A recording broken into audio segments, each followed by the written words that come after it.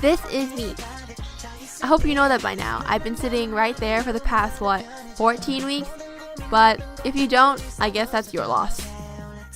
I've always been told I was a natural performer. From a young age, I always wanted to be on stage. In elementary school, I was in all the school plays. Since I was 7 years old, all I ever wanted to do was dance. Even my acting teacher in high school told me I looked like a performer by the way I walked. As a child, I was consumed in the stories of fairy tales. My imagination wandered and I tried to write stories of my own. I told my mom that I wanted to be either a writer or a dancer when I grew up. But my mom, being the classic Asian parent, said, "People who do these things eat, sleep, and breathe their profession. Be more reasonable and pick something you're good at," which is basically step one in the many steps of my parents crushing my dreams. During middle school, things changed. I was subjected to the horror that are stereotypes. My school is only about 20% Asian students. I was placed in the gifted class, which was mostly only Asian students. Many of the students in my school thought that the only thing Asians could excel at was math and science. They didn't really think that Asians could dance, act, play sports unless you were Jeremy Lin, or be attractive, but that's a rant for another time.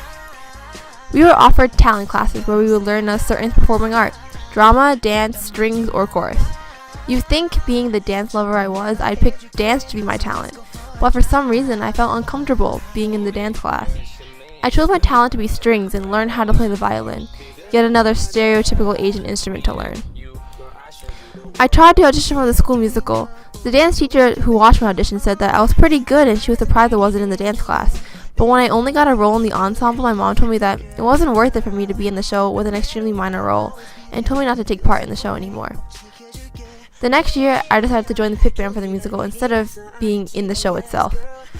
And the girl who I disliked, well, let's call her MC, became the lead choreographer. Now, I disliked her for many reasons. We shared the same birthday, she was a show off her talent, she went to the same dance school as I did. I guess you can say I disliked her because she was me, but only more successful. But what made her more successful than me? She was not shy of her skills. She saw the opportunity to showcase her skills and she took it. In the show's program, it said, "Thank you to our amazing dance teacher who let our student MC shine as choreographer." For the longest time, I thought, if only I hadn't backed down in the beginning, maybe that could have been me. When I had to apply to high school, I wanted to audition for performing arts schools to try to make up for not pursuing it before. But my mom did nothing but repeat what she said when I was little. People who do these things eat, sleep, and breathe their profession. Be more reasonable and pick something you're good at. You can just imagine how proud she was when I got into the #1 math and science school in New York City. But this is where my journey really begins. Until high school, my authority on my own life was controlled by my parents. No matter how much my parents pushed me to just focus on math and science, I still tried my hardest to pursue my dreams of being a dancer.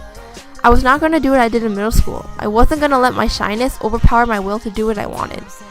Maybe it was just because my school was 90% Asian students, but I didn't feel the strong stereotypes looming over me anymore. Dance culture in my school was also a really big thing. I joined the contemporary dance crew and I felt at home being able to dance again. Dance is my favorite outlet of expression, and soon poetry became a close second. In junior year, I took poetry class. It was the best thing ever. Never had I been so free to write whatever I felt inside. I could let my emotions pour onto the page. And it was in this class where I wrote my favorite piece of writing. We were on the topic of taking risks in our writing, and I decided to write about a very sensitive topic to me. When I shared it to the class, I got nothing but positive feedback. This further taught me of how I should not be afraid to take risks, whether it's in my writing or just life in general. Unlike most people, I really enjoyed writing my Common App essay. I got to write about myself, write about what I was passionate in. Many of my friends say that if it's one word they can use to describe me, it's outspoken. They all say that I'm not afraid to say what's on my mind and that my #1 skill is talking. I guess this stems back to my middle school days. I was scared to share my opinion back in middle school, and I learned from these experiences that if I don't share my opinion, then what's the point of complaining when I didn't try in the first place? I learned that I have to embrace who I am, even if it goes against the perception of others. And who I am is an Asian who isn't just good at math and science, but also dancing and sports. And yes, my #1 skill is talking. I cannot go a day without telling someone a story about anything. And sometimes I end up telling the same person the same story twice, or even more than that. I love telling stories, and I love keeping memories, which is why I started making YouTube videos, to keep memories to look back on. Because Each of these memories are what makes me think the way I think, and I learn from all my experiences and all my memories, and that is what makes up my mind.